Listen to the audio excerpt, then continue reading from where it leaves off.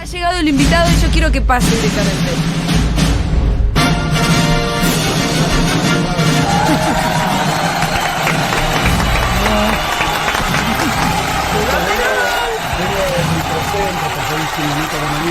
Ya lo escucharon, ya está. Sentate, Axelito, gracias por estar acá. Era una sorpresa. Ya lo escucharon. Sí, en realidad, ¿sabes qué? Acá en Soy esta un radio big somos, fake de mí mismo. No, porque tenemos somos muy una cámara. supersticiosos. ¿Viste cómo en la cancha que vos no tenés que gritar los goles antes? Ah, mirá. Cuando vos Acá estabas a no. 5 cuadras no queríamos decir quién eras todavía. Ah, No, mirá, bueno. Pero veníamos haciendo como la incógnita era bastante obvia. Pero dijiste que entré directamente, yo entré hablando además. Sí, Toma yo que- estoy charlando. No, fue una muy buena entrada. Sí, Pero Axel. falta un mate. Bueno, ya lo Sí, procuramos. sí. Enseguida No, nomás. a mí me deben haber- Lo que vos digas, Axel. Gracias, finalmente. Muchas gracias. Qué bueno que estés acá, estoy recontenta. Sí. No, pasó algo recién que contaba, no sé si es una señal o una confusión, pero Sí. bueno, Ya te- yo estaba en el Banco Provincia, nunca voy Sí. ahí, pero hay una oficina para el gobernador, yo laburo en La Plata, pero como tuve una nota hace un rato y venía después para acá, pasé por el Banco Provincia y nada. Sponsor oficial de esta radio. Bueno, pero no, yo no. ¿Y entonces qué pasaba con el banco? No, bajo y me subo al auto para venir y mucha gente muy calurosamente Sí. saludando y a los gritos, re bien, porque es microcentro, Claro. se supone que...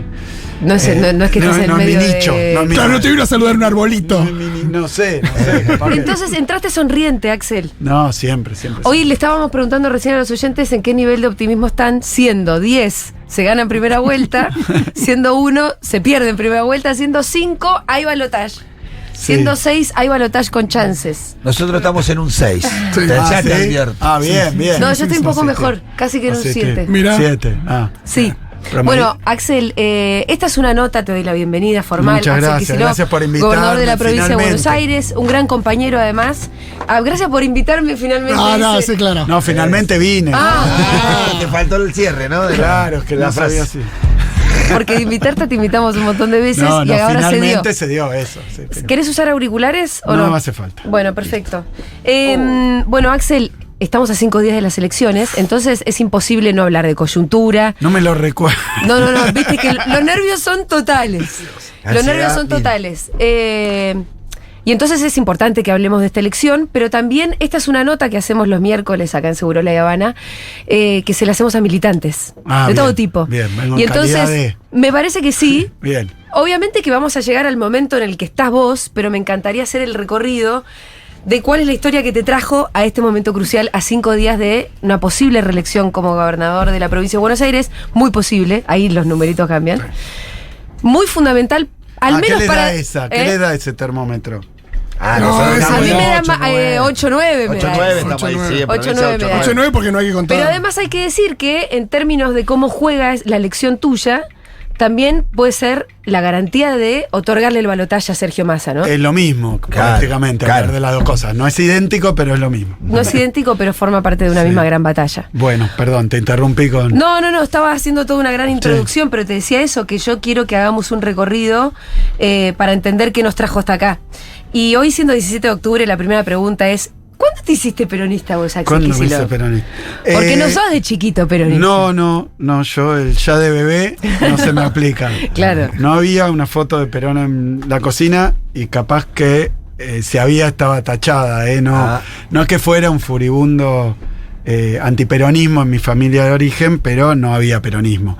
A pesar de que mi abuelo, persona muy importante en la historia familiar, mi abuelo nace en Rusia, Rumania, y viene para acá muy chiquito, desemboca en Coronel Suárez, donde después conoce a mi abuela y donde nace mi viejo. O sea, mi familia Sí. es originalmente de Suárez, después viene para acá con mi viejo chiquito, pero recalan de Odessa a Coronel Suárez.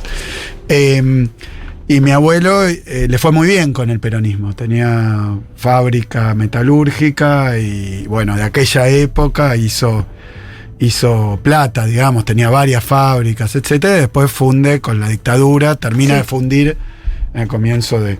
Pero bueno, no había peronismo ahí. En la familia. Sí, pero tampoco antiperonismo, y Sí. había algo de militancia. Y había algo de progresismo, entiendo, ¿no? Sí, bueno, en aquel tiempo, por eso, la Vos historia tenés dice... una formación marxista también, además. Sí, pero eso no viene de ahí. No.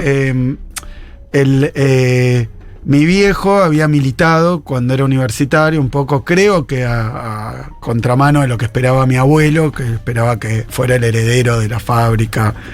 Ellos tenían una fábrica, una metalúrgica muy grande, y mi viejo tenía algún vínculo, pero hizo su camino, pues estudió medicina, era mi hijo el doctor. Hay una discusión sobre si doctor es por abogado o por médico. Pero bueno, hizo la carrera de unos padres que venían de otras Los situaciones. abogados se autodenominan doctores por chantas que son. Sí. Sabés que los hay contadores una acordada y todo, pero... Los contadores sacaron una... Y entonces yo también, porque los licenciados en Ciencias Económicas también están autorizados a llamarse doctores. Aunque no hayan hecho doctorado. Doctorado. ¿Ustedes también? Sí, creo que los economistas también. Son todos unas doctoras rímolos. No, yo soy doctor. Sí, yo me doctoré después de licenciarme, me doctoré, Sí. pero... y en ese momento creo que no era así. Pero bueno, mi papá médico y no quiso seguir el destino que tenía marcado, y entonces también psiquiatra, que en ese momento se dedicó a la psicología freudiana. Y tu vieja psicóloga, además. Psicóloga, sí. Tengo un paraguas. Sí, la verdad. Paraguas. No sé ni qué decir sobre eso. Sí me hace acordar. Ibas a decir algo. No, pero que viste que hay como chistes de ese tipo de cosas. No, me acordé de algo más interesante que me lleva a tu infancia, que si yo conozco algo de eso, y si alguna vez vi una foto, la vamos a poner acá en el video de YouTube. No, mentira. Por favor. Es porque un amigo en común que tenemos que es Andy Chango. Exacto. Que de hecho, como Andy a vos te dice Axelito, yo no puedo no pensar en vos y pensar que vos sos Axelito. Pero Andy Chango cuenta que ustedes se criaron un poco en un country en Moreno. Sí, era un country peculiar, ahora cuento eso. Pero lo que dice Andy es que era un country que tenía al lado gente muy pobre, como le pasa a muchísimos countries, y que para él, que vos hayas avistado desde chiquito esa desigualdad, te hizo empezar a pensar en política. Se atribuye. Sí, esa es su teoría. Decime vos cuándo empezaste Andy a pensar en política. siempre tiene razón. A ver, vamos primero a lo primero. Sí. Ese llamado country fue un emprendimiento medio hippie de mis viejos, con otros amigos jóvenes profesionales, sin muchos recursos. Psiquiatras, psicólogos también. Sí, arquitectos, pero eran todos universitarios o recién recibidos. Creo que empezaron ahí, me parece que cuando yo nací, 71, 72. Pero compraron una propiedad y iban todos los fines de semana con carpa. No fue un country como con casas. Tardaron mucho en cada uno ir haciéndose la casa, y además quedó en un lugar medio extraño, en Merlo. Claro, en Merlo. Digamos.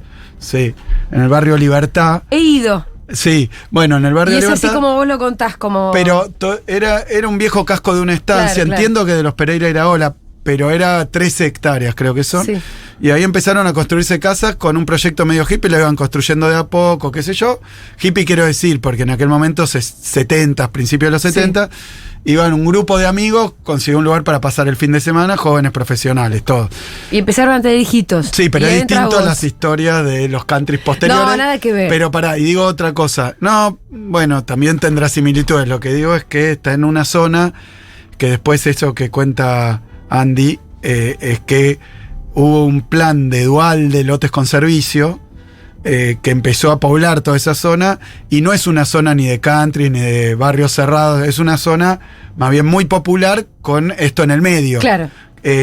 O sea que no participa de lo que pasó en zona norte o de lo que pasó. Pero bueno, todas cuestiones, pero sí, era un emprendimiento de jóvenes profesionales. Está bien que lo cuentes porque es algo mucho más interesante que los country que se están dando ahora y proliferando, como es decís, distinto, no sé, por eso yo tengo muchos amigos. Pero bueno, eso de que había desigualdad de cualquier manera, ¿no? Había, pero no. ¿Y vos no cuándo sé si es de ahí. empezaste Me animo a cuestionarlo. Entonces a Andy. te hago la pregunta a vos, porque corresponde que la contestes vos, No, y no porque Andy Chango. el chiste que venía de antes, o la historia que venía de antes, es que mi viejo militaba en la universidad, militaba creo que en el MUR, Movimiento Universitario Reformista, que tenía radicales, pero también gente más de izquierda, esa era, y termina siendo secretario general de la FUBA, que yo después fui secretario. Exacto, te iba a decir. Sí.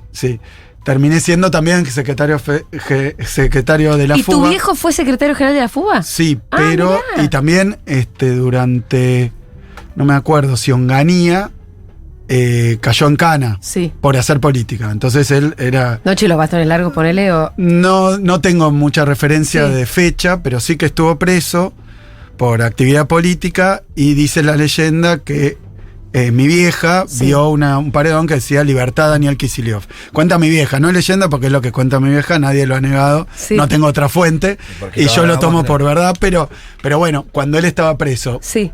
pero lo conoció después, bastante tiempo después de esa situación. O sea que había en mi familia, no peronista, pero Sí. sí una cuestión política y no sé si progre, porque no sé si existía en ese momento la categoría. Eran militantes políticos, mi viejo, mi vieja con intereses políticos, y después fueron alejándose de la actividad política totalmente. Yo empiezo a hacer política en un momento donde tampoco, no sé cuáles son las raíces familiares que las debe haber, pero... ¿Algún pensamiento que vos te acuerdes como la primera vez que pensaste en algo medio político, como muy de chiquito? No, bueno, mis viejos, por ejemplo, los dos en la Vuelta de la Democracia, nos llevaban a las marchas del lado, digamos, del alfonsinismo, Claro. estaban ellos. Entonces, bueno, yo fui a Parque Norte, creo, y debo haber ido a varios discursos. Me acuerdo discursos de Alfonsín Sí. en aquel momento, pero en el 83 yo tenía 12. O sea, con una lectura, por eso. Entonces quiero decir, soy parte de una edad, por no decir una generación, que es algo más amplio, pero una edad que entro al secundario justo cuando vuelve la democracia. Era muy difícil no hacer política, te diría. Claro. Esos fueron y que años no hubiera algo que te entusiasmara, ¿no? de mucha efervescencia, Sí. muchísima efervescencia. Fue la época de también el destape. Volvieron un par de cosas. El destape se llamaba que terminó la censura de la dictadura en lo político, y también las tapas sexhumores. Y vos un adolescente, preadolescente casi. Claro, pero yo entré al secundario. Al Nacional Buenos Aires. Sí, bueno, algunos nos presentamos para ser delegado del curso. Fui delegado del curso varios ¿Ya años. de primer año? Primer año y hasta creo que cuarto Sí. puede ser. Habrá sido como un querubín. Un pequeño niño. No, pero era, a ver, el centro Un de querubín estudiantes en el politizado. Buenos Aires, ¿Por qué el Nacional Buenos Aires? porque fui al Buenos Aires, y mi hermano fue al Buenos Aires, no sé si ya era donde familia. Sí. Sí. Sí, mi viejo no. Mi viejo y mi vieja no. Pero fui al Buenos Aires, mi hermana también. No te los pregunto tres. porque muchos coinciden haber ido a esa escuela, ¿no? Y sí, mucho Sí. la famosa clase dirigente. No sé. No, hay de todo. Hay de todo, hay pero de todo. bueno, es un colegio muy importante. Sí, claro. Es muy importante para el país. ese Es un colegio que tiene una historia muy Sí. asociada, diferente en cada momento, distinto. En ese momento, bueno, muy politizado el Buenos Aires, muy politizada la sociedad. Yo me acuerdo que había cortes de la calle Bolívar Sí. diariamente. Ahora está cerrada por esos balines, esos balas de cañón. Sí, que alguna vez me la comí. Que ponen la reta, claro, que todos los días salen. Es horrible. ¿Con auto? No, pero viste cuando siempre tenés miedo en realidad, decir, un día me voy a quedar No trabada. la ve, bueno. Sí, entonces está cerrada Bolívar, pero Bolívar se cortaba todos los días.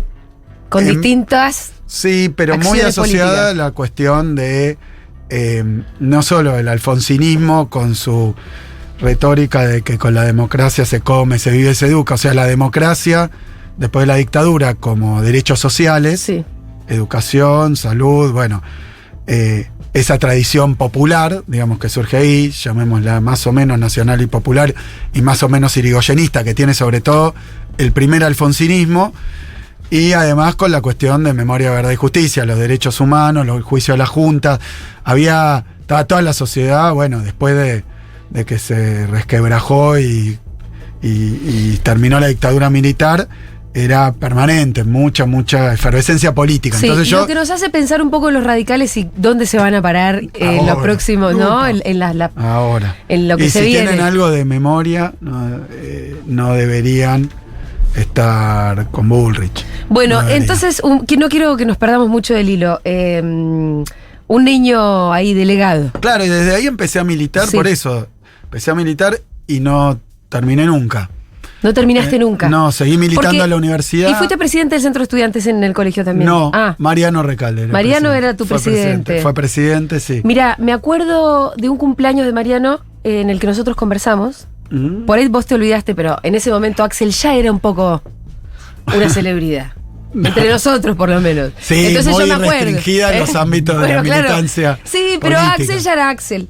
Entonces conversamos y yo te conté que estaba empezando a hacer periodismo y que pensaba poner mi compromiso militante ahí. Ah, mirá. No, Y vos no. me dijiste, no. Me dijiste, un periodista no tiene que ser militante. Algo así. Y tenías, o sea, en realidad para mí tenías razón. Después no fue el devenir, porque el país un poco nos obligó a posicionarnos bastante claramente. Pero vos en ese momento te parecía que... Era otra etapa también, ¿no? Sí, obvio que era otra etapa, era otro país y... No, pero hoy no Vos, estaría yo te de acuerdo decía- con eso. No sé si lo recordás vos, yo no lo recuerdo, pero está bien, digamos. El Pero te Axel de imaginas hoy, que me pudiste haber dicho eso, te estoy te hablando puedo de haber hace dicho 15 años te atrás. puedo haber dicho cualquier cosa. Vos en ese momento todavía no estabas en la función pública siquiera, me parece. Y creo que vos entraste a la función pública con Mariano Recalde justamente en sí, Aerolíneas. en Aerolíneas, julio del 2009. Bueno, eso todavía no había pasado. Ah, mirá. Mariano tampoco, entonces. Ahí nace el Axel funcionario. Claro. Es Pero- otra etapa de la militancia esa Sí, también, ¿no? yo, por eso, vos me preguntabas el peronismo y esta, digamos, yo soy un poco detallista, entonces... Sí, tenemos que volver para atrás. Igual sí, la nota es medio que va y vuelve. pero voy a hacer... Imagínate una bueno, película. llévalo vos, yo te digo, breve, para hacerlo No, volvé, breve, durante la secundaria milité toda la secundaria con más o menos intensidad, después empiezo la universidad y justo me va pasando que cambié de la secundaria a la universidad en un cambio de etapa histórica Sí. también. ¿Año? Porque debe haber sido 90. Sí. 90-91. Empezaba el menemismo. Empezaba el menemismo. Todos mis estudios universitarios de grado, yo me recibo en el 95, así que tiene que haber sido el 90. Ponele, Sí. porque en el Buenos Aires había sexto año y CBC ahí adentro. Entonces, después empiezo la facultad con el menemismo. Y bueno, y ahí también, en el 92, empezamos a militar en una agrupación independiente antineoliberal, digamos, que era más bien era una... los 90, eso es largo de contar, pero lo sintetizo. Mucha antipolítica, mucha desmovilización, mucha decepción con lo que ocurrió con la primera etapa, digamos, o la etapa alfonsinista, ¿no? Ujú. Porque la etapa alfonsinista empieza con toda esa ilusión de la democracia como el reconocimiento de derechos sociales, incluso con muchísima énfasis en lo nacional, en lo industrial al comienzo. Claro. Como contraposición de una dictadura de Martínez de Oz, neoliberal, la silla que se rompe, o sea que hubo todo un momento, bueno, toda la discusión del canal de Bill. entusiasmo que se vino a la mierda en los 90, ¿no? Que se cayó o que en realidad se reconvierte porque ahí empieza la militancia universitaria. Entonces volvemos a ese punto. Se va deteriorando Sí. a medida que el gobierno de Alfonsín no consigue sostener, bueno, obediencia de vida, punto final, del lado de las políticas de derechos humanos, y en el lado económico, bueno, se empieza a ir precipitando una calamidad económica que termina en la CIPER y que termina con el gobierno de Alfonsín entregando el poder antes a Menem por algo que Alfonsín denomina, y el alfonsinismo denomina, golpe económico. Ujú. O sea que sí, fue una gran desilusión, una gran decepción, porque había mucho puesto en la democracia. Ahora Sí. venimos a reconocer derechos, venimos a juzgar a los milicos, y lo de juzgar a los milicos termina restringido. Felices Pascuas, la casa está en orden, porque ocurrieron las cosas que ocurrieron, y después del otro lado, porque ahora está de moda 1985, Sí. pero falta 1987. Y hay toda una historia Y posterior, falta, ¿no? Claro, hay varias películas que faltan, Sí. digamos, temporadas de esa película. Seguimos hasta en ¿Vos 2000, sabías falta que 2006 Y también. falta Néstor y Cristina y la reapertura de los juicios. Toda esa historia está contada en su génesis desde una mirada. Me parece importante igual. Hay que Más- hacer la parte 2. Mitre de O teléfono. una saga. En Mitre, hacete 1987. Me encanta porque Darín va a ser de Néstor, ya cualquiera. Pero claro, Darín ya no puedes usar a Darín. En los 90, bueno, arranca TNT, ¿no? Arranca Y- una agrupación universitaria en un momento de mucha desmovilización. Claro. Militar en los es- 90 era muy particular. Era, mirá, y en económicas en los Sí. 90. En derecho también, lo digo por Mariano, por vos, pero en económicas era muy cuesta arriba. Yo igual por- arranqué en 2006, pero es la misma Claro. tradición. Pero Sí, pero otra etapa también. Sí. No, cuando empezamos a militar, estaba el menemismo nacionalmente, un neoliberalismo muy duro, pero también estaba el fin de la historia, la caída del muro. Es decir, había un movimiento mundial que decía, bueno, loco, se terminó. Se terminó la discusión. Hay un solo horizonte, que es esto, que es que los países desarrollados tienen las políticas adecuadas y los países en vías de desarrollo tienen que adherirse a esas políticas. Pasamos de un mundo de dos polos, digamos, a un mundo unipolar, liderado por Estados Unidos, por Occidente, digamos, y había que aplicar el consenso de Washington, que es de 1990.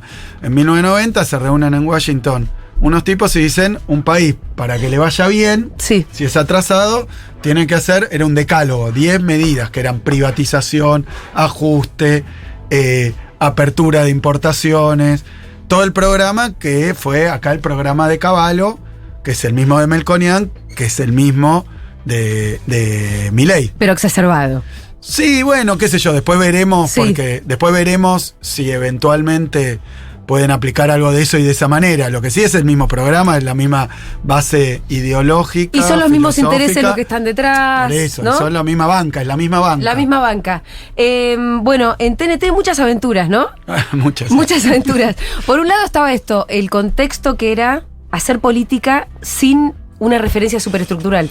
Sí, es que O sea, éramos muchas agrupaciones que por ahí nos encontrábamos, pero estaban no. mal visto de alguna manera a nivel general de los jóvenes, de los universitarios, hacer política. Fue una época donde por lo menos en económica no había prácticamente afiches, alguien que repartía volantes, lo tiraban a la basura directamente. Y bueno, ahí hubo una obstinación Ujú. y una creatividad para poder hacer política igual. El punto nuestro era, para empezar, que la Universidad de Buenos Aires, ese ámbito de militancia estudiantil, estaba sufriendo también las mismas políticas neoliberales de ajuste, de privatización, de arancelamiento, pero que las llevaba adelante el radicalismo.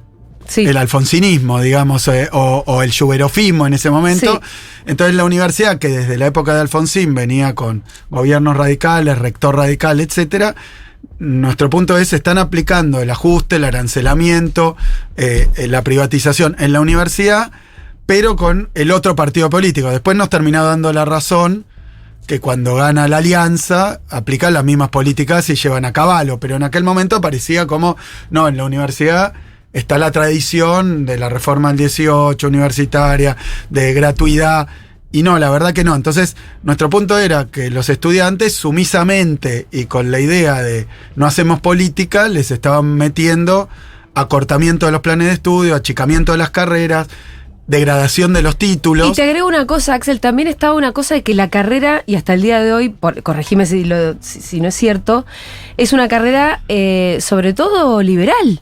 Bueno, Entonces, vos podés hacer materias, viste que podías hacer, siempre está la cátedra del que no sé qué, pero en general, si había un pibe que entraba distraído, lo hacía liberal. No, pero absolutamente, por eso Pero también había estaba una discusión ahí, ¿no? Muchas discusiones que se tuvieron en aquella época, que la cosa era organizar a los estudiantes y romper esa apatía, romper ese interés, explicándole cómo esas políticas que yo le parecía, bueno, la política no sirve, bueno, no hacer política era que te la haga otro, claro, y en contra de tus propios intereses también. Entonces organizar a un grupo de pibes cada vez más grande con una propuesta distinta, y ahí creamos estas agrupaciones que eran agrupaciones independientes que se reunían. Se fueron encontrando, ¿no? Claro, en varias facultades, pero el tema, un parrafito sobre los planes de estudio. Me parece importante, porque ahí hubo un intento abierto con la Ley de Educación Superior de arancelar la universidad y de privatizarla. Eso tiene que ver también con en el 95, cuando empiezan con la ley, mucha movilización para cuidar la gratuidad de la universidad y su carácter público, digamos, no privado y no arancelado, porque puede ser público y arancelado igual. Entonces esa fue una discusión que había. Y la otra, la aplicación, creo yo, enmascarada, a veces disimulada, a veces una especie de traficar las reformas neoliberales sin mostrarlas del todo. Entonces, plantearon una reforma curricular que básicamente era acortar todas las carreras, lo que eran los títulos de licenciado, que eran las licenciaturas, duraban 6 años más Sí. o menos, te recibías con un título habilitante, eso es distinto del sistema norteamericano, Claro. que vos tenés un college de 4 años y después una maestría de 2 años más y después eventualmente un doctorado de 4. Entonces, adecuarlo al sistema norteamericano como una especie de modernización, pero básicamente... Era arancelar porque después te van cobrando los Claro, posgrados. cortar la parte gratuita Sí. Claro. y quitarle el carácter habilitante al título también y las capacidades que claro. te daba el título. Entonces, ¿qué era lo nuestro? Que esa fue una de las grandes discusiones, esto creo que es 94. Entonces ahí organizamos un grupo de estudiantes que fue creciendo con esto, porque ¿qué es lo que pasó? Plantearon la reforma del plan de estudios. Sí. Y la querían aprobar en 2 minutos. Decían, ¿por qué? Hay que modernizar, entonces hay que achicar, así te recibís antes y no te pasás tanto tiempo en la universidad. Y en la facultad de económica, la mayoría eran contadores, estudiantes de contador. Después administrador, economista, actuario, bueno, licenciado en sistemas. ¿Tantos Ese- contadores? Era 80% contadores. Wow, y este país los necesita. La verdad que es un país que. 80% contadores, economía era 5% más o menos de la matrícula. Sí. Pero era la facultad más grande, 60.000 estudiantes más o menos. Ahora somos 17 millones, pero Sí. 60.000 era un montón. Y entonces, ¿cuál era el problema? Que le decían a los estudiantes de carreras más profesionales, como contador, mirá, te acortamos la carrera, terminás antes, podés laburar antes, te va a ir mejor. Y era difícil de discutir. De hecho, en ese momento, Franja Morada, que apoyaba esta reforma, tenía unas computadoras, estamos hablando, digamos, cuando era raro una computadora, ahí en donde estaban las mesas de las agrupaciones, que vos ibas y le decías cuál era tu nombre, tu número de registro, Sí. se llamaba, tu documento de la facultad, y te decían, listo, vos ya estás recibido. Porque decían, bueno, a ver, ¿qué materias aprobaste? Comparaban con el nuevo plan de estudio, y entonces, mirá el clientelismo, ¿no? Vos ya está, recibido, si apoyás la reforma del plan de estudio. Y nosotros dimos una... Tremendo Claro, esto. te faltaban X materias y bueno, si no hace falta. Claro, No, son tremendo. 4 años en vez de Mirá, 6. te acorto la carrera, te doy el título, tenés Ya que dejar de está, estudiar. ya está, te ¿Cómo va le a cumplir Claro, cumplieron contador. te estabas prestando a una que era tremenda. Entonces era algo Difícil. Pero muy tentador, ¿eh? Que te den el título. Sí, pero ¿cuál era nuestro punto? Mirá, por eso esas cosas que tal vez marcaron, ¿no? Que siempre no todo es lo que aparenta, ¿no? Que entre la forma y el contenido hay una distancia. Entonces nosotros decíamos, está bien, te vas a recibir, pero te van a faltar esta materia, y después te van a decir que tenés que hacer un curso adicional Claro, y para ahí la darte el pagas. título habilitante, y así, entonces va a estar en Sí. juego el título. Y ahí las vas a pagar, esas además. esas Bueno, materias. y Es eso gracioso en porque posgrados arancelados, o sea que Sí. también te van a cobrar el Claro. voucher, te cae el voucher. Te iba a decir esto, que Sí. eso es como un sistema mucho más sofisticado que el voucher. O sea, es lo mismo, pero el voucher es tan pedorro además como planteo. No, yo reparto unos vouchers. En ese momento toda esta reforma era mucho más velada. Bueno, pero además con una situación de desmovilización muy grande, Sí. de desinterés, de prejuicio. El que hace política, a la facultad se viene a estudiar. Sí. ¿Qué hace repartiendo volantes? Entonces nosotros, ¿En qué esas agrupaciones... consistía la militancia día a día? Porque ya entendimos que había un montón de cosas para discutir. No, y después lo otro que decíamos es la facultad y Sí. la universidad no puede estar separada y exenta de los procesos nacionales. Un proyecto de país, ¿no? Decíamos, hay que discutir económica, tiene que discutir Sí. el neoliberalismo, que nos va a dejar a todos sin laburo. Y bueno, y eso fue calando también Sí. porque fue pasando el tiempo y la dolarización, que existió, que Sí, es la convertibilidad.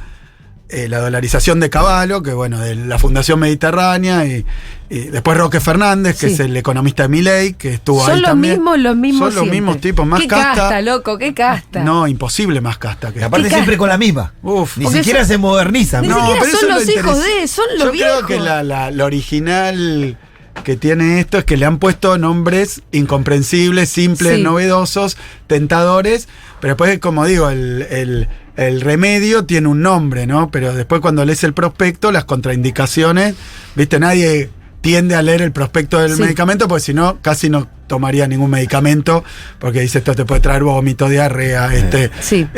Narcotráfico. Cualquier tipo de cosa, claro. Entonces el prospecto o la letra chica del contrato, Sí. si querés ponerla, bueno, no aparece. Pero yo digo, para empezar no tiene nada de nuevo, nada de original, nada de bueno tampoco para ofrecer. Es lo mismo que ya hicieron, salió para el culo. Y ahora le cambiaron el nombrecito, pero son los mismos tipos. Milei está rodeado de los mismos tipos que fundieron el país varias veces. Sí. Entonces, bueno, dicho esto, ¿qué consistía la militancia? Y bueno, había varios elementos. Uno era tratar de involucrar y llegarle a un electorado, digamos, que estaba poco propenso a leer un volante. Entonces hacíamos volantes divertidos. Doble faz, ¿no? Eso fue lo primero que... Doble faz, sí, varias cosas. Entonces, Mirá, de un los lado troscos todavía no llegaron al doble faz. Se burlana. Sí, doble faz. De un lado había algo que tenía contenido político, pero en clave de chiste. Ujú. Por ejemplo, burlándose de la formación, de las carreras, no era como chistes digamos, de la vida común, no era de la Chistes facultad. internos de la facu. Sí, internos y todos con algún contenido político, tirando para este lado. Estaban muy bien hechos, desde mi punto de vista, pero no los hacía yo. Pero sí, participaba, pero no los hacía yo. Y del otro lado, en general, tenía un volante serio, digamos. Entonces, uno en joda y otro serio. El otro lado se me cayó la línea. Sí, bueno, mi agrupación tenía el mismo modus operandi. Eran agrupaciones hermanas. Entonces le decíamos, bueno, todo esto, entonces por ejemplo, el arancel. Sí. Y los chistes eran, bueno, el molinete para entrar a un aula. Tenía que ver con el arancel, no es que tenía que ver con cualquier cosa. Algunos, tal vez sí, perfiles de las carreras, la degradación del título. Después sobre la militancia política, nosotros usábamos el coyote, en ese momento lo teníamos como de logo, como diciendo que siempre planeábamos algo y salía mal. Usaba mucho TNT, Sí, por eso.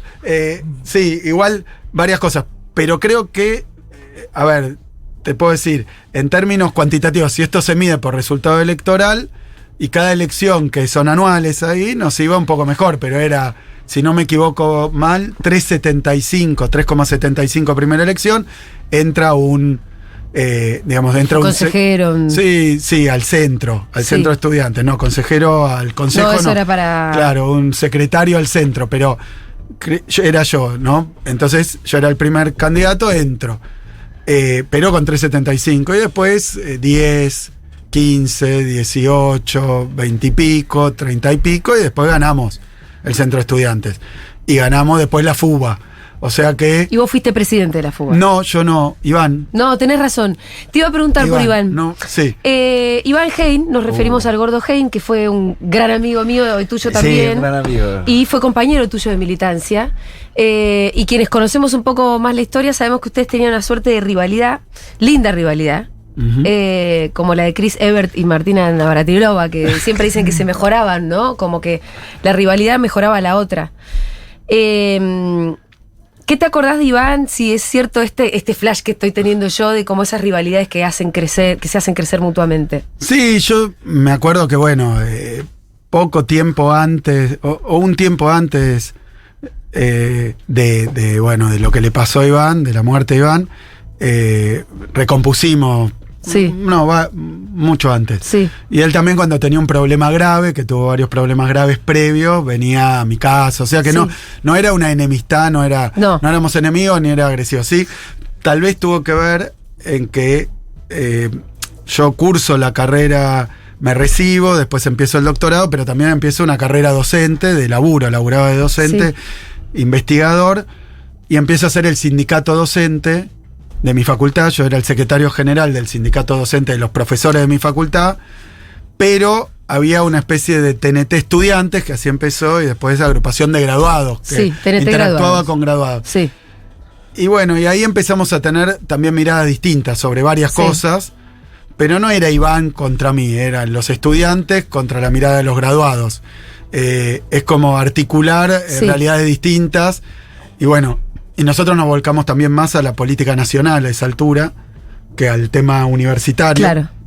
Interviniendo, hicimos como un centro de estudios que intervenía en las discusiones de política económica, con compañeros de la agrupación y qué sé yo, entonces Senda. Y entonces empezamos a hacer eso y cómo ordenar y cómo articular la coalición, digamos, de estudiantes, graduados, ya era una cosa mucho más grande, porque a esa altura ya teníamos varias agrupaciones que actuábamos en conjunto, y ahí tenés, donde habían todos independientes de los partidos políticos nacionales, pero ahí convivían peronistas, gente más de izquierda, gente independiente y sin tanta... Algunos hoy terminaron siendo de derecha, sí, pero también formaban parte de esas agrupaciones. Y ahí está cómo llegó al peronismo. Ay, No claro, sé te si iba a decir, llegó. estábamos por llegar. Llegamos.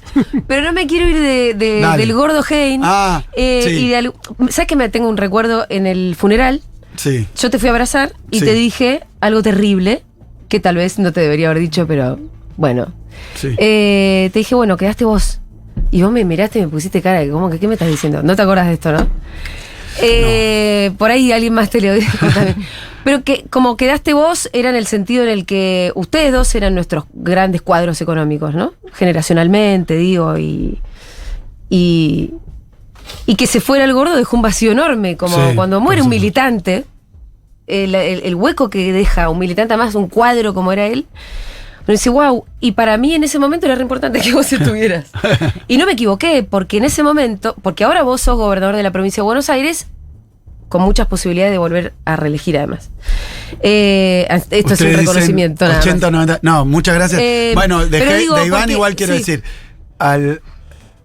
Después convergimos también en el kirchnerismo. Antes, como te cuento que esto no sé si lo había contado mucho, no sé si alguien me lo había preguntado Sí. mucho también. Con Iván, que estábamos distanciados por Cosas de la política. discusiones, sí, por discusiones, pero dentro de un mismo espacio. Y con Iván, sí, manteníamos la amistad. Yo te diría que nunca... bueno, en algunos momentos se puso más álgido, Sí. pero sí, que venía a mi casa y venía... Recompusieron. Sí, no, pero no sé si en algún momento Sí. estuvo en juego el tema afectivo. Bueno, pero Por eso, la militancia tiene elementos Sí. de afectivo, pero no es una amistad, no te conociste jugando al fútbol, jugando No. al tenis, jugando al básquet. Te conociste militando, que es otro tipo de vínculo que admite también distanciarse. Totalmente. Porque tenés que poder discutir. Sí. Si predomina la amistad y el Y vínculo además, afectivo, a veces lo que pasaba es que los dos eran igualmente brillantes. Y eso también hace que vos tengas un par. Sí. Y creo que Iván era un par tuyo. Sí, Iván, mira, te digo, yo compartí una época porque Sí. después yo ya me alejé un poco y ahí te digo, había bastante diferencia de edad, ya no me acuerdo cuánto, pero bastante, tranquilamente. mucho más pibe. 5 años o más. Bueno, Sí, pero en los En la tiempos universidad, universitarios es que está recibido contra el otro Claro. que empieza. claro. Entonces, Iván, pero bueno, estaba con todo un grupo que bueno, Augusto, Nico Cebela, bueno, todo un grupo que militaba ahí, Sí. que también eran de esa edad, y después también hubo conflictos más allá de mi influjo, digamos, de mi intervención. Pero lo que sí te puedo decir es que, bueno, la pérdida de Iván fue tremenda para Ujú. toda una camada de militancia que Sí. después entró mayoritariamente al kirchnerismo, y ahí está lo del peronismo. Yo creo que en parte yo encontré el peronismo y el peronismo me encontró a mí, Ujú. con Néstor, con Cristina. Yo me acuerdo siempre que, bueno, mi experiencia con el peronismo, sin venir de una familia peronista, incluso con los prejuicios típicos del no peronismo, era bueno, a mí me tocó que los peronistas fueran Luder, y bueno, y en aquel momento Herminio, todo eso en la vuelta Y a la después democracia. Menem. Y después Menem. Entonces yo, contra esas ideas, contra esas políticas, era muy difícil que yo en ese momento tuviera un acercamiento o intención de acercarme al peronismo realmente existente. Más allá de que eso sí siempre lo reivindico, porque además lo tengo escrito, que a mí Perón y Evita siempre me resultaron fascinantes, pero el propio Menem se quedaron en el 45, los que creen que todavía se pueden aplicar las políticas, bueno, independencia económica, soberanía política, justicia social, era como algo que estaba por detrás, pero usaba esa frase, y después el economista de cabecera Hacía otra cosa. era tremendamente neoliberal. Claro. Entonces era muy difícil Sí. que a mí me interesara, y mutuamente, digamos, porque más yo era profundamente antineoliberal Y desde la economía empecé desde el comienzo a pelearme con eso, desde la trinchera también de la teoría económica, de la discusión económica, del keynesianismo, de varias cosas, del peronismo. Y es que, por eso te digo, no había un Perón y Evita para mí eran como Sí. Los referentes más importantes ya mucho antes de entrar yo directamente al peronismo. Pasa pero que esa tradición se ni había yo perdido. quería entrar, ni sé si ese Sí. peronismo me quería abrir la puerta.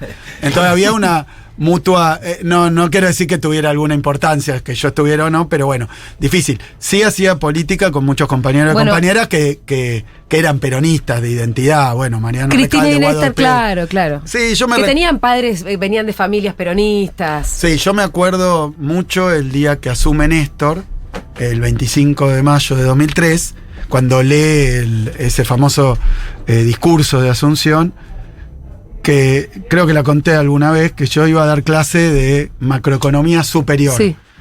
donde yo hacía un curso muy vinculado a la historia del pensamiento económico, macroeconómico, llamémoslo. Y entonces yo tenía que hablar del keynesianismo y... En esa clase de ese mismo día. Sí, sí, yo lo recuerdo así, no Sí. sé, habrá sido el día siguiente, pero yo lo recuerdo como que lo escuché y voy al curso y digo, miren, acabo de escuchar Sí. una explicación del multiplicador keynesiano mejor que la que está en Keynes, que es la que acaba de dar el presidente que recién asumió, que no sé si lo va a hacer, no sé si lo va a intentar siquiera, pero lo que está diciendo va a contramano de todo lo que viene pasando en este país hace mucho tiempo, porque habla Néstor... ¿Cuáles de- fueron las definiciones económicas de Néstor ahí que a vos te flasharon tanto?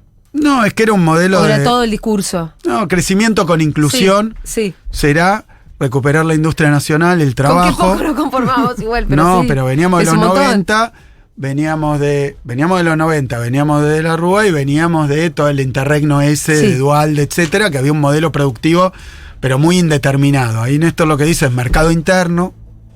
Eso era algo de lo que no se hablaba desde el comienzo del alfonsinismo, mercado interno. Después, si uno lee el libro para mí infausto, que escribe Torre, el sociólogo, que se llama Diario Sí. de una temporada en el 5º piso, Sí.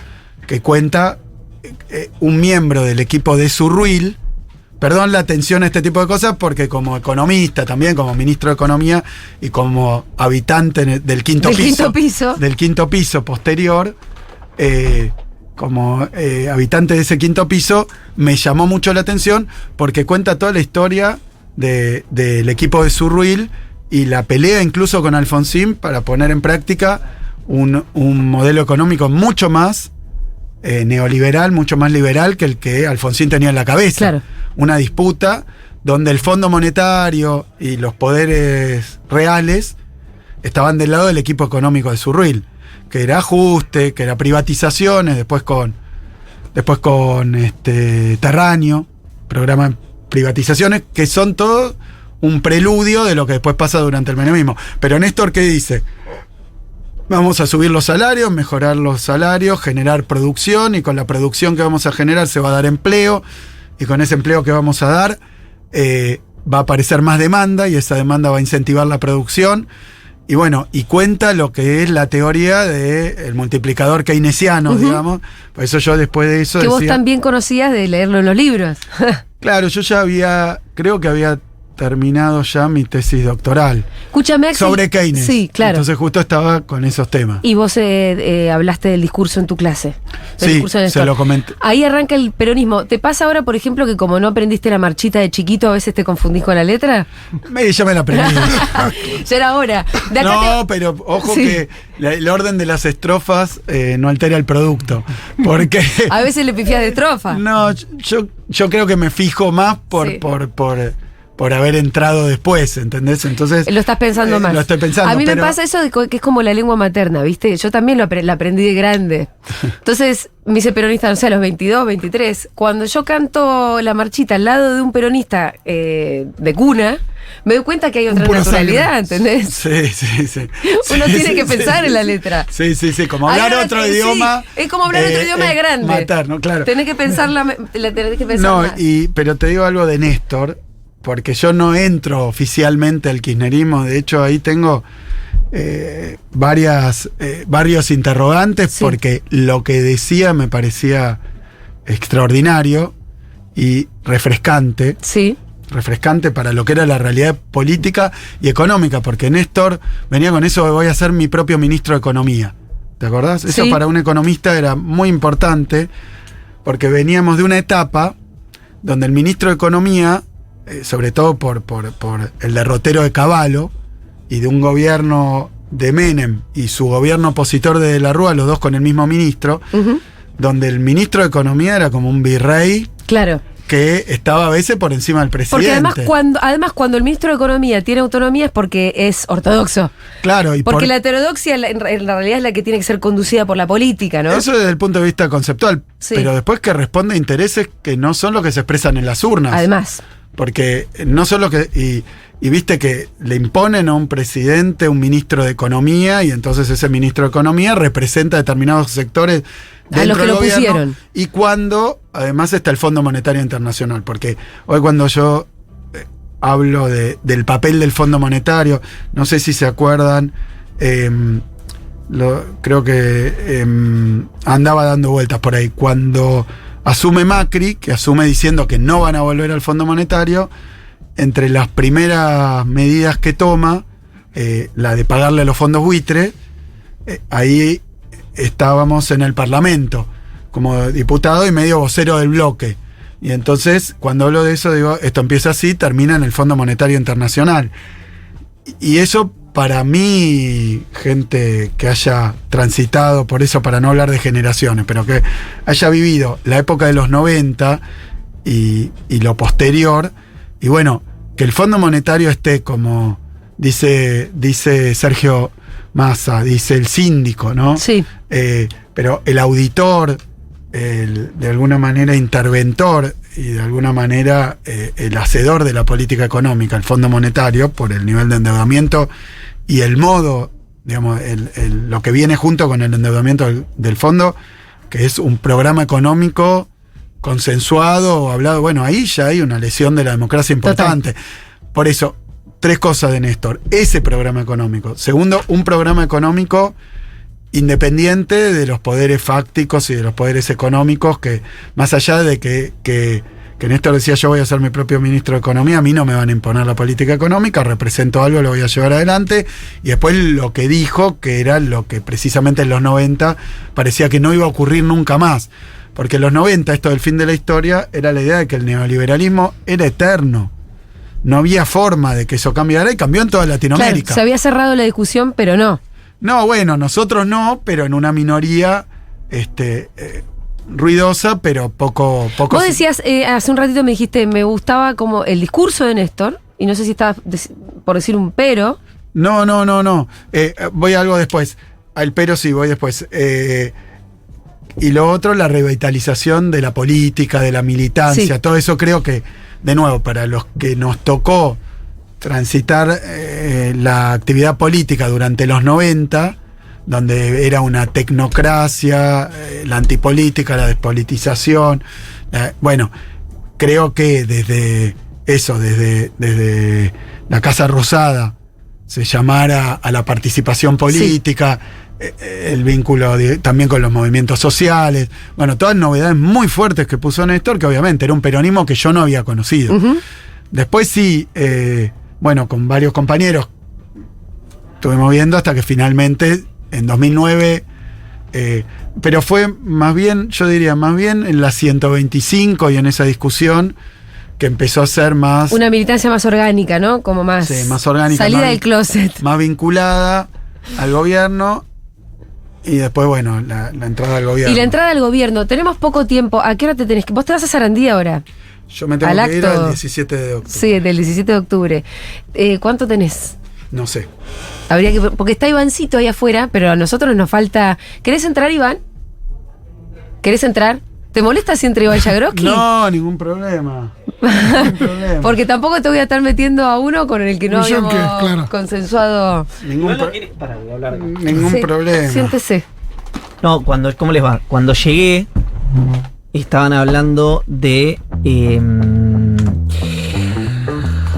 Ay, ¿cómo era? ¿De qué estaban hablando? ¿Ya te olvidaste? Sí, pues fue recién y digo, che, pero ¿qué es el de estamos en el DeLorean? ¿Qué es eso? Es que esto es una entrevista donde se hace un recorrido Sí, biográfico voy- militante. Voy a entrar Iván. y los voy a gastar y voy a romper el clima de la Ya entrevista. hablamos así un que poco no de voy la a gastar. campaña, ahora vamos a volver. ¿No? Estamos haciendo un recorrido. Si entraste a echar la Ponele- pelota, te vas, Iván. Ponele 20 minutos más. Me voy, Puede me voy, ser. me voy. No, pero No, pará, me quedo 20 minutos escuchando, más me quedo está escuchando. hablando de. Ahora llegamos al Axel funcionario. ¿Cuánto el otro está? día, ¿36, 37? ¿Cuánto está? Estamos optimistas, eso fue lo que dijimos. Sí. No, yo creo, vos me dijiste, entraste sonriendo, Sí. estás optimista. Entró re Yo sonriente. estoy conforme y satisfecho. Creo que hablé hace un par de días con Iván y le dije esto mismo, así que. Sí, ayer o anteayer creo que. Ayer. Me habías escrito y me dice nunca me ¿Cuántas veces contestas. por semana te escribe Iván? ¿Cuántas veces muestro le el chat, contesto? muestro el chat. Sí, ¿cuántas Yo veces le hago- contesto? Pero Se vos- queja porque yo no. Hago a veces, No soy hago muy- con, no importa. Es pero el gobernador de la Kicillof- provincia de Buenos Aires. Si no te contestas, está bien. Puede estar haciendo algo. Claro. Mirá, No. con Axel, con otros dirigentes, con gobernadores, etcétera, a veces tiro la de che, hace mucho que no hablamos, ¿hay algún problema para saber? Te pregunto. Tipo, Psicópata. generar compromiso total. Psicópata total. Axel no va a caer en Generar tus manipulaciones, compromiso. Iván. Periodismo tóxico, ¿qué Sí, es esto? manipulaciones Es que tóxicas. El insumo. No, a mí me lo tira seguido y uno Ya ¿cómo aprende. se llama? Como unos stickers que son todos para che. generarme culpa. Pero yo como No, tengo. meto mucho sticker de Como Patricia. yo tengo un criterio de. No es que no hablo, pero no hablo. Todo el tiempo con los Ivanes del mundo. No, y en general. No hay Ivanes del mundo. De Bahía Blanca son, no son. Claro. ¿De quién es esto? Pepito. No, Pepito. y agrego que no, en general con el periodismo, digamos, no suelo, no sé, pero bueno, sí, sos parte Sí, del periodismo. Yo la molesto a Jessica. Y agrego, claro, pero ¿de qué estábamos hablando antes De que cómo no, interrumpa? él entra y dice, ¿cómo está? 37. El optimismo. Sí. No, yo le decía a Iván, como ahora es muy difícil porque se ha roto el GPS, la brújula, todo, porque las encuestas han demostrado que le pifian fiero. Sí. Y hoy conté esta anécdota porque me llamó mucho la A atención. ver. Fui a hacer una nota perfil con Fontevecchia Ajá. y me da impresos las notas que hice con él, que eran dos, que había hecho esos largos reportajes. Y había hecho uno en 2019, en julio, a un mes de la elección. Sí. Esa elección termina frente de todo, digamos, con la candidatura, la boleta nuestra, 18 puntos arriba de Vidal, Sí. ¿Cuánto daba? 6 abajo. Un mes antes. Un mes antes. Entonces Fontevecchia me dice que se siente perder, digamos, como vas a perder. No sé, no me lo dijo así, no quiero faltarle. Pero me dijo, bueno, las encuestas dan 6 puntos abajo. Hay alguna que da un empate.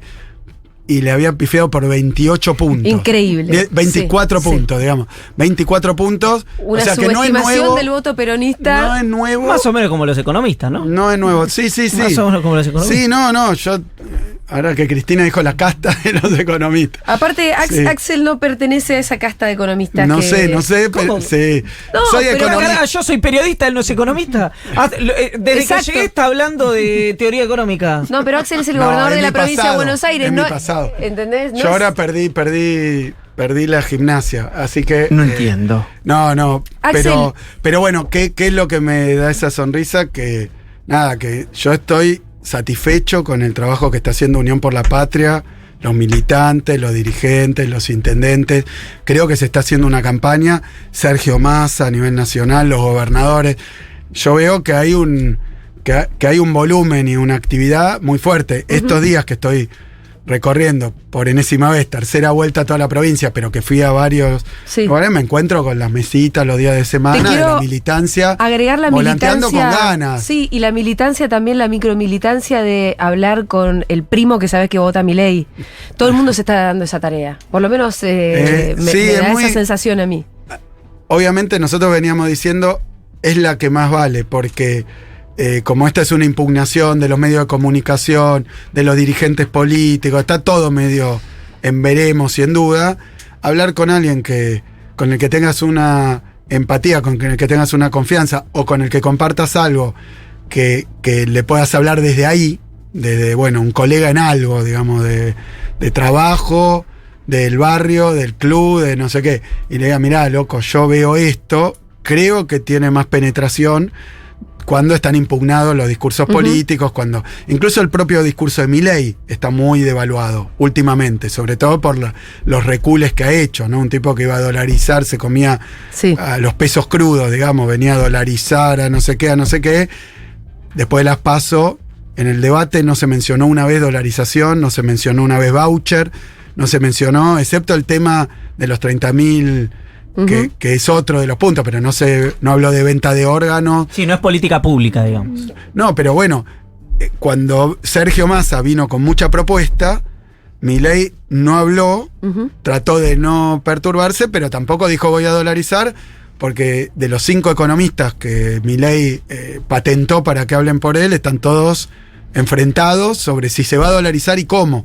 Quiere decir que la dolarización terminó siendo lo que fue desde el primer día, una especie de superchería, digamos, una especie de receta mágica, de poción mágica, que iba a resolver al mismo tiempo salario e inflación, 2 problemas reales que tiene la economía. O sea, tiene esa virtud que de manera sintética se te dice inflación 0 y vas a ganar en dólares. Y bueno, es una especie de paraíso deseado, pero bueno, tanto como una receta mágica. No va a pasar, no te vas a curar en 2 días de los problemas que tenés, y lo dicen los propios economistas de Milei, que empiezan a recular. Ahora, la pregunta es si son los votantes, los votantes de Milei los que empiezan a advertir eso, ¿no? Y es lo que me parece que nos tiene a todos nerviosos a 5 días de la elección, ¿no? Y yo algo he visto, mira, a mí me pasó distribuyendo el Conectar Igualdad, por eso son casos, digamos, bueno, pero vos ni focus group, digamos, ni nada, son casos. Pero sí, primero creo que un primer punto que me parece importante, que el fenómeno del voto a Milei, o el voto a Milei, porque lo que ocurrió, la adhesión a Milei, no es privativa únicamente de los jóvenes. Hay bastantes estudios que muestran que es medio transversal a grupos etarios y transversal a niveles económicos, porque en algún momento se pensaba, bueno, pibes, de sectores humildes, no es así. Ha permeado en muchos sectores que tienen evidentemente realidades distintas, entonces uno creería diferentes disconformidades, diferentes decepciones, diferentes enojos, y tal vez hay un voto por la positiva. Yo lo que digo es que observo que hay una escucha mayor de qué es lo que va a hacer Milei, porque una cosa es el voto en las PASO, después también hay algo que existe, que es un voto testimonial, que hay gente que vota testimonial, que sabe que su candidato no va a sacar suficientes votos para hacer gobierno, pues yo quiero expresar a través de este candidato, que está muy bien, es parte del juego democrático. Otra cosa distinta es que ese candidato pueda ser el que tome las decisiones. Entonces, yo no lo sé, tampoco sé si...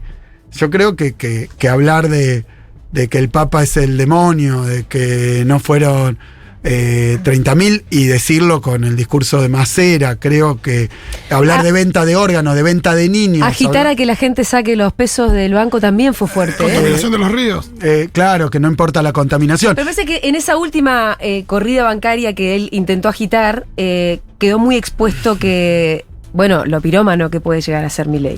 Bueno, yo creo que son un montón de elementos que tienen que ver. Yo sobre ese hecho concreto creo que también es inédito, que nunca un candidato a presidente con alguna, digamos, posibilidad de llegar a hacerlo, mayor o menor, dijo algo con ese nivel de influjo sobre siempre sobre la más situación. Por lo bajo en todo caso, ¿no? Como es más secreto. Siempre circula que, exceptuando el caso de Alberto, donde claramente a pedido de Macri salió a hacer algo para evitar una corrida, porque claro, quiero explicarlo mejor. Sí. Quiero explicarlo mejor.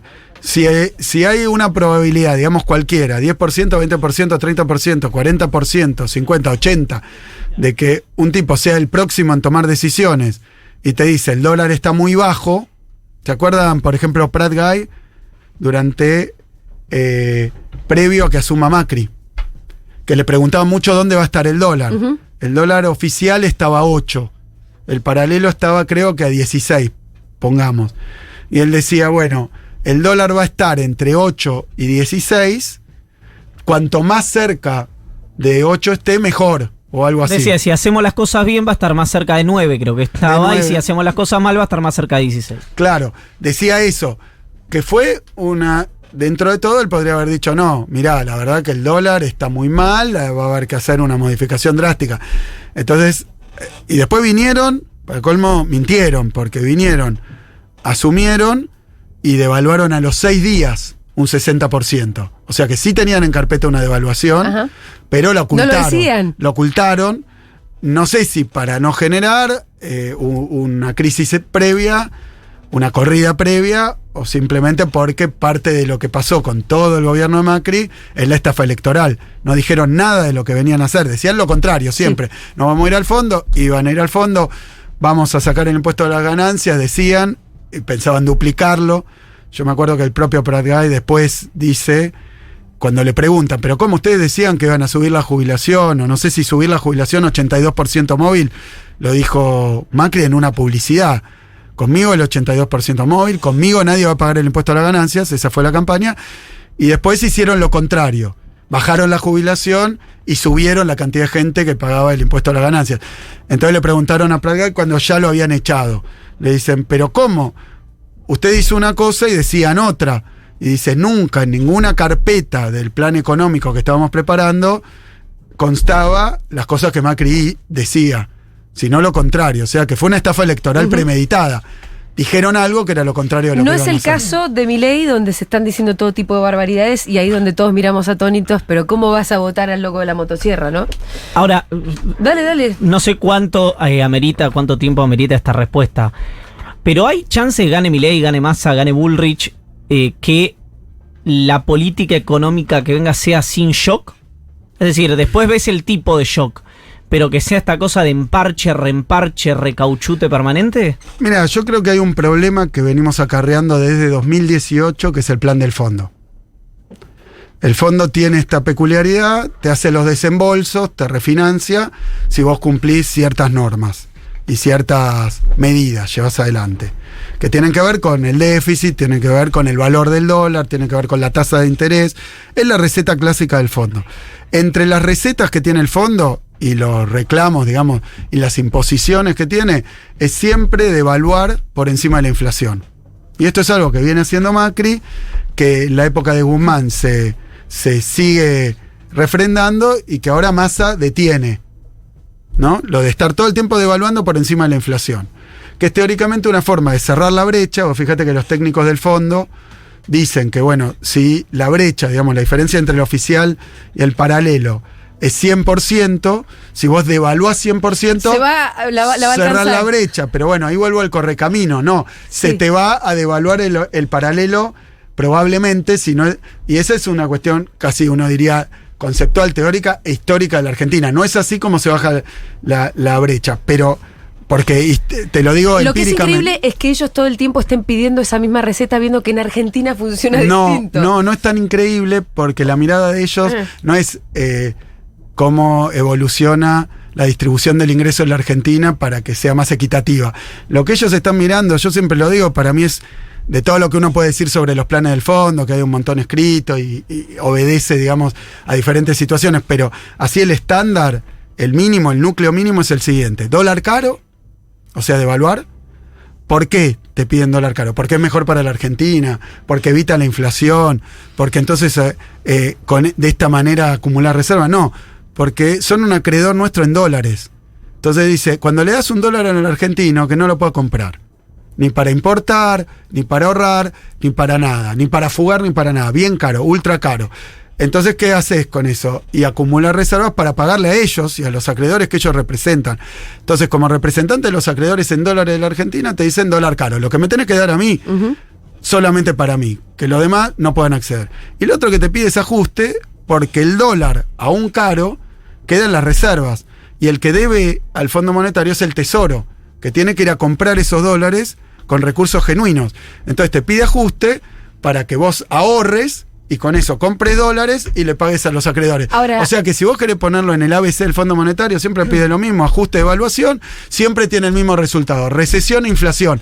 Y en Argentina eso pero estamos cansados de verlo. Pero es como decirle, es lo de Jaureche, el manual del almacenero. Ellos lo disfrazan. No, esta es la mejor política porque esto va a garantizar la estabilidad financiera, va a fortalecer el sistema. O, por ejemplo, tasa de interés alta también, porque quieren poco crédito. Y terminan con esto, generando desempleo, desindustrialización, con la apertura importadora, fundiendo a las pymes. Siempre pasa lo mismo, siempre pasa el lo mismo mismo. plan. Axel, el fondo de cualquier manera sigue acá, le debemos un montón de plata, todavía es un problema, ¿no? Vos hablaste de una nueva canción y la verdad que hace falta también imaginarse un futuro posible. En el quilombo en el que estamos, viste que pareciera que no hay salida. Bueno, Iván recién lo decía, siempre cualquiera que gane va a tener que aplicar una política económica complicada. ¿Cuál es la canción que vos proponés? ¿Qué hay que hacer con el fondo? Néstor le pagó. ¿Qué se hace? Massa, Sergio ya habló de desembarazarse del fondo con esa misma modalidad, que es pagarle al fondo. Lo que pasa es que una cosa es una deuda de 9.600 millones que había en la época de Néstor, otra, la más grande de la historia del Fondo Monetario, 44.000, el perno que dejó Macri. Ante eso yo creo, primera cuestión, que además Massa lo mostró ahora esta vuelta, que me parece que es importante también, y que es una novedad con respecto a lo que se viene haciendo con la presencia del fondo, que es que se le plantó en varias dimensiones. Una que yo resalto porque tiene que quedar claro, porque es históricamente cierto y es lo que de hecho ocurrió, es que Argentina tenía un vencimiento, cronograma de vencimiento de Macri, porque con el arreglo que hace Guzmán viene el mismo cronograma de vencimiento, nada más que lo que hacen es calzar desembolsos antes de cada vencimiento para que puedas pagar el vencimiento, y esa es la refinanciación. No es una reestructuración, no es que se cambiaron los vencimientos, se dejaron lo de Macri, todavía estamos pagando la deuda de Macri en los tiempos y en el cronograma que fijó Macri. Nada más que el fondo lo que dijo es: yo te voy a desembolsar antes de cada vencimiento para pagar cada vencimiento, el equivalente a cada vencimiento, un poquito más, un poquito menos. Eso es lo que venía. Cuando venía el vencimiento, que fue una semana antes de las PASO, el fondo empezó a dar vueltas que no iba a desembolsar, que no se había cumplido la meta. La respuesta de Argentina es: bueno, pero hubo una sequía, la más importante en 100 años, no entraron una meta de reservas y una meta de déficit, porque la sequía también impactó en el tema déficit. Entonces no se cumplió la meta y el fondo dice: bueno, entonces no te hago el desembolso, excepto que devalúes 100%. Esta es la realidad. Esto es lo que pasó. Pusieron como condición para desembolsar una devaluación feroz. ¿Qué es lo que le dice Sergio? No voy a devaluar 100%, entonces no te hago el desembolso, y ahí es cuando consigue plata de 3 fuentes bastante inesperadas: China, yuanes de China, la CAF, un banco latinoamericano, y de Qatar. Y con eso paga el vencimiento sin ir al default. Porque ¿qué es lo que pasa cuando el fondo? Por eso mencioné lo de Torre, del equipo de Surruil. Lo de la temporada del quinto piso, que no le desembolsaron y pum, se fue toda la mierda. Bajó la palanca al Fondo Monetario. En la jerga se dice: te baja la palanca al fondo, que es que no te hace el desembolso, no podés pagar, vas a un default. Lo que hizo Sergio es evitar ese default, y además, después de eso, hacer una evaluación que no era la del 100%, que aseguró el desembolso. Para mí tenía motivos políticos, por lo cual pedían una evaluación del 100%. Imagínate si una evaluación del 22% generó esta perturbación de precio, lo que hubiera sido 100% de evaluación poco antes de las elecciones. Hubiera sido realmente imposible las chances electorales por imposición del Fondo Monetario, con una deuda que toma Macri y un desembolso que ellos políticamente deciden no hacer. El FMI jugó políticamente para la derrota del peronismo acá. El FMI jugó de esta manera que te digo, no sé cuál es el juego, pero no acompañó. Fuerte. No acompañó. Sí. Después termina desembolsando, y después Sergio además hace medidas compensatorias muy importantes para los efectos de esa devaluación. No solo la devaluación más chica, no en el momento que pedían, sino que además con una batería de medidas compensatorias para los sectores que más sufren el efecto de la devaluación. Entonces ahí está una clave de qué viene después, de la esperanza, de todo igual. Sí. Bueno, plantarse con el fondo. ¿Qué significa? Porque vos decís, defoltear con el fondo, romper con el fondo. Bueno, plantarse con el fondo en materia de cuáles son los condicionamientos, cuáles son los cronogramas, qué es lo que pide, partiendo del hecho, que para mí es el punto de partida de esta discusión con el fondo, que muchachos, y ahora con este episodio que acaba de pasar, ustedes le prestaron a Macri en el 18 para que no volcara el gobierno. claramente con motivos electorales, fuera del estatuto, porque lo usa para la fuga de capitales. Macri no lo pasa por el Congreso, le dan el crédito más grande. Y eso pierde las elecciones. ¿Qué le piden al peronismo? Que aplique un plan de ajuste convencional que no es bueno o malo para el gobierno, para el poder, para Massa, para el peronismo. Es malo para la Argentina, realmente muy malo ese plan de ajuste que propone. Pero ahí hay un criterio que yo no entiendo el racional detrás de eso, que es de la operativa, ¿no? El racional teórico de eso, que es el Fondo Monetario comete un error o una acción deliberada, digamos, depende de cómo lo quieras ver, que es apoya políticamente al gobierno anterior con el préstamo. Vos te tenés que ir, ¿no? Sí. Mira el reloj, es dramático. Dale, sí. No, pero te contesta cortito y lo despedimos. ¿Vos te podés quedar un ratito más? Y no hablamos nada de la provincia, te das cuenta, hablamos No. del pasado. Pero Tenés que ¿cuánto volver. estuvieron? ¿Pero cuánto estuvieron? Es que No, teníamos economía, muchas cosas. Sí, yo. Había muchas Me dejé cosas. llevar, Es no hablé larguero. de todo lo que además. se va. Sí, soy No, posta. Podés volver Sí, cuando sí. quieras. sí. El fondo comete un error, una acción deliberada que se impugna incluso por sus propios estatutos, la famosa auditoría interna del fondo, que valida todo lo que estás diciendo vos, solamente que es una auditoría interna del fondo. Ahora, supongo que fue un error, me sirve semánticamente. préstamo a Macri. El préstamo. Entonces, resuelve un error con otro, que es vulnerar otra vez sus estatutos, dándole a la Argentina condiciones que no le da ningún otro país. No, yo creo que es una simetría. Una simetría. Si prestaste fuera del estatuto, desproporcionadamente, más volumen de plata que lo aconsejable, si eso además nos genera un costo porque es una sobretasa que nos cobra de todos los intereses que pagamos. O sea, generó mucho perjuicio el fondo con esa decisión que tomó en el momento y después por los siglos de los siglos. Genera un... Bueno, yo creo que tiene que ese informe que hace de auditoría interna al fondo, asumirlo y decirle, no es que estamos haciendo algo fuera del estatuto, estamos compensando, Bueno, pero no, porque es distinto en el siguiente sentido. Si le prestamos más de lo que había que prestar, se usó para algo que no había que usarlo. Y bueno, ahora resulta que ahora nos ponemos reglamentaristas. Devolvelo tal como si esto hubiera sido un préstamo normal. Condiciones especiales del préstamo, condiciones especiales de la devolución. Me parece que esa discusión hay que darle y tiene toda la lógica. Si vos decís, le presté a un tipo, qué sé yo, tiene un almacén, le presté $5 millones, ¿no? Desde el banco, $5 millones, le dije que lo tenía que devolver en 5 años. Lo usó para timbear en el casino, lo perdió todo. Y después viene el banco y te dice, ¿sabes qué? Deme el almacén. ¿Cuál es mi respuesta? Mira, así como lo pusiste, si vos ahora me querés ahora se te ocurre hacerme cumplir todas las reglas, todos los estatutos. La pregunta es si estás en condiciones de poder dar esa discusión en esos términos, porque acá entendemos bien que lo que estás explicando. Mira, pero el FMI parece no entenderlo nunca. No, pero una cuestión importante es que la sociedad argentina, que ahí cuando Cristina le dice a Sergio sobre el fondo, está muy bien explicar de qué se trata esto, que no es solamente pero Macri, es explicar el brete y digamos el precipicio al que empujaron a la Argentina al tomar ese crédito y la situación en la que quedan todos los gobiernos posteriores sometidos a una auditoría, o un síndico que te va a aplicar planes que seguro no le sirven a la gente, digamos, a la sociedad. Redondeame acá, porque Jessica nos acaba de dar unos minutitos más para que hablemos de la provincia de Buenos Aires. Me gustaría que la gente, no sé, Nico, si hay mensajes, debe haber un montón porque nos escuchan mucho en la provincia. De hecho, el otro día estuvimos en La Plata, ¿viste el festón que armamos? Sí, y fue gracioso porque yo dije, le agradecemos al Banco Provincia que auspicia, y la gente empezó a gritar, ¡guau! A un banco. La gente es muy fan de la cuenta de DNI y después acá. empezaron a decir, bueno, Axel Kicillof. Muchos oyentes en la provincia de Buenos Aires. ¿Le encontraste la vuelta a la provincia? Porque imagino que cuando vos te metiste en esa, uno dice, es muy grande la provincia de Buenos Aires.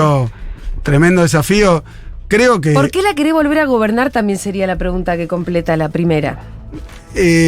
Porque voy a mencionar dos cosas. Una...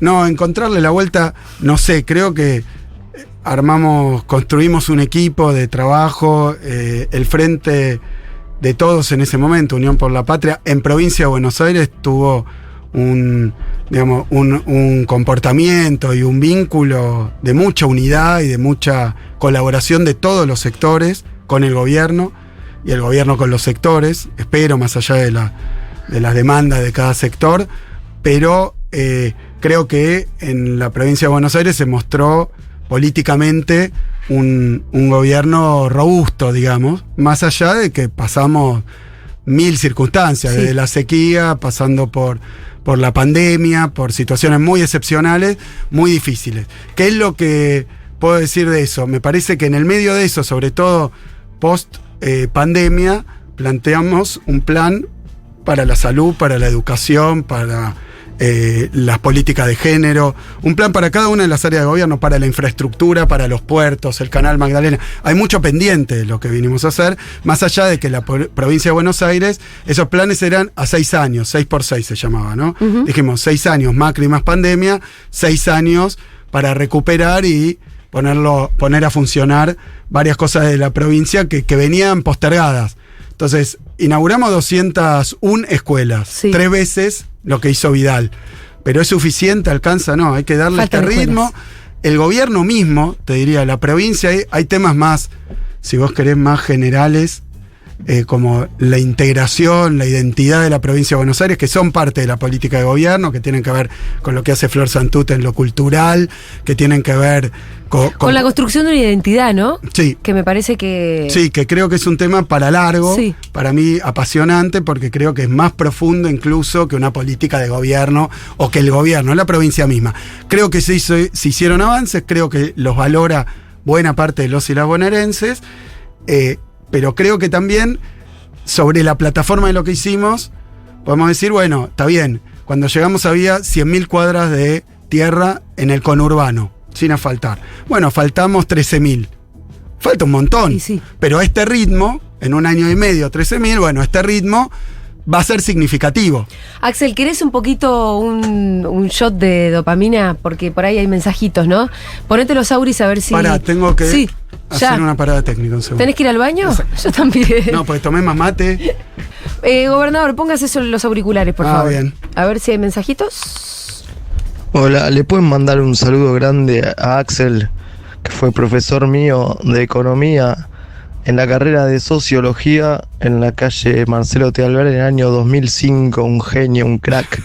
Todavía no era conocido, pero el chabón daba unas clases que decía, este es un crack. Habrá sido buen Tremendo, docente, Axel. un ¿eh? capo. No tengo duda que... ¿Extrañas un poco?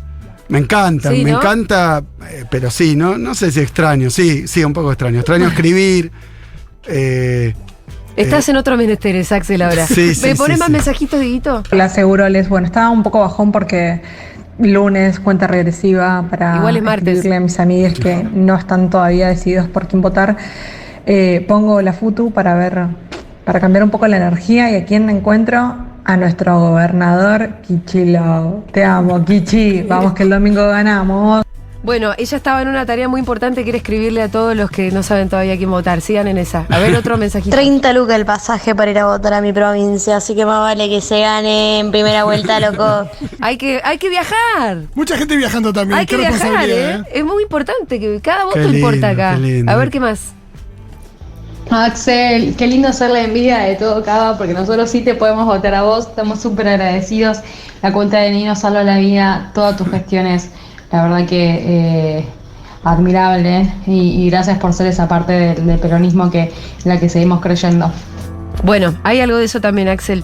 Qué hermosura. Una referencia para el futuro, ¿no? Bueno, también me da fuerza a mí todo esto. Sí, por eso te digo. Quiero decir algo impresionante. Lo hice a propósito. Septiembre, Sí. 70 millones de operaciones con cuenta DNI.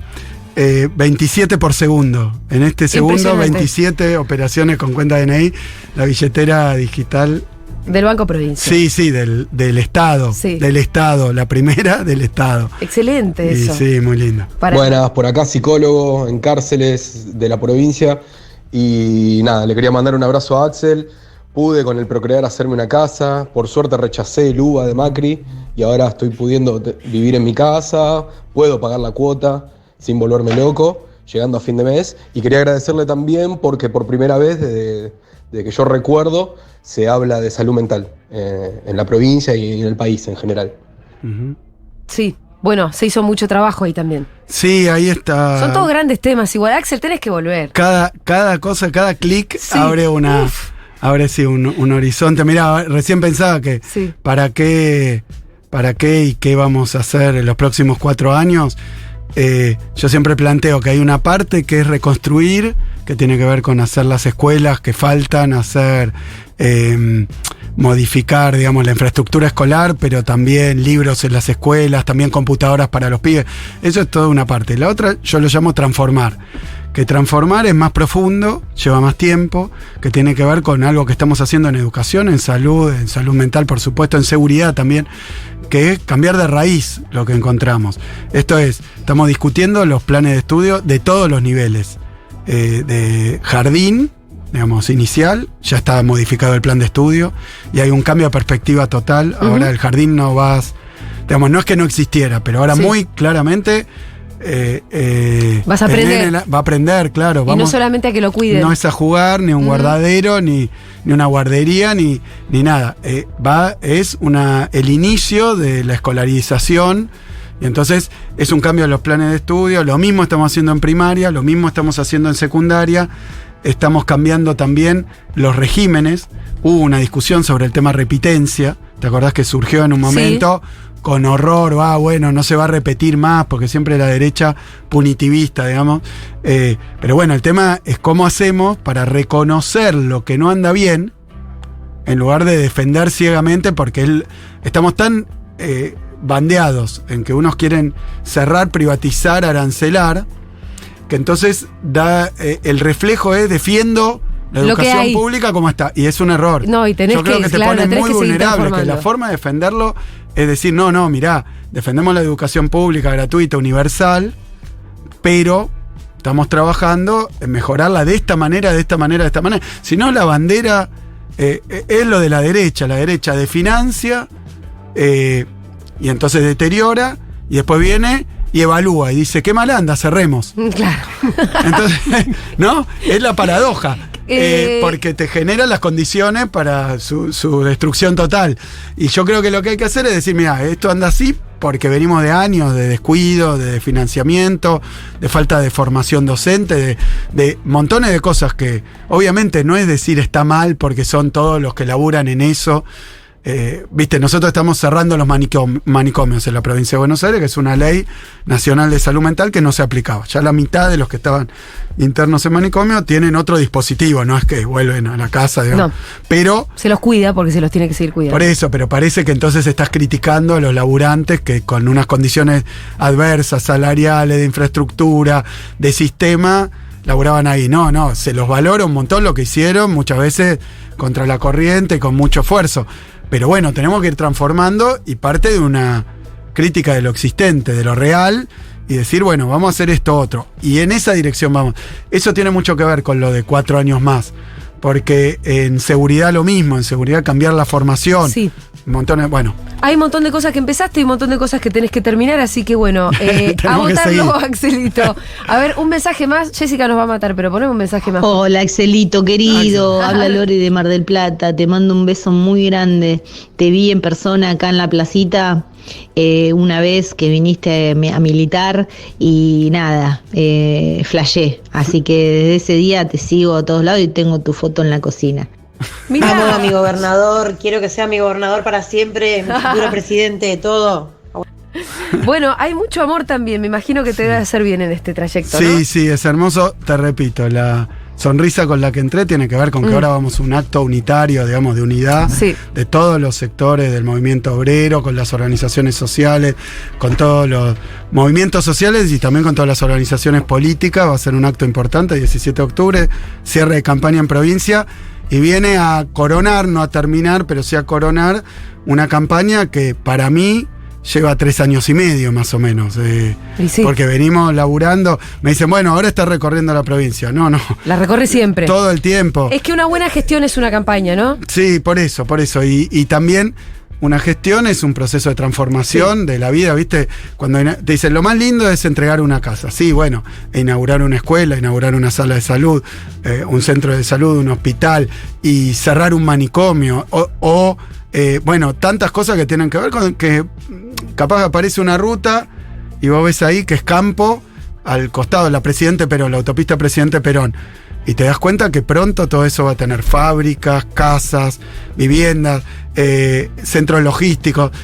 se está produciendo una realidad, un futuro distinto. Me causa gracia porque si una cámara de TN te pone la ruta ahí, te dice, mira, hacen rutas hacia ningún lugar. Claro, no hay nada acá. Y te la opera. No, pero ¿sabes qué? El otro día un periodista Pero me sí dice, va a haber un lugar. yo vivo en tal lado, antes para llegar a Ezeiza tardaba 1 hora y media y ahora tardo 15 minutos.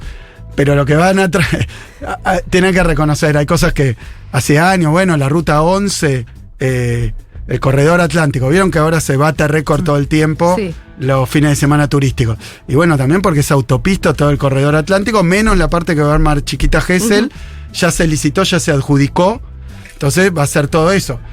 Si no votan a Milei o a Bullrich. Si votan a Milei a Bullrich,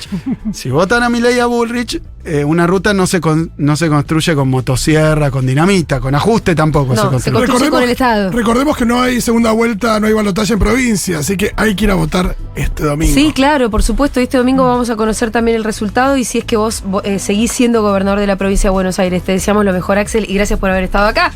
Un aplauso para Axel. Gracias. Seguramente que vas a volver en algún momento. Gracias. Sí. Vamos a escuchar un poquito de música ahora. Escuchamos a Gorillaz haciendo Last Living.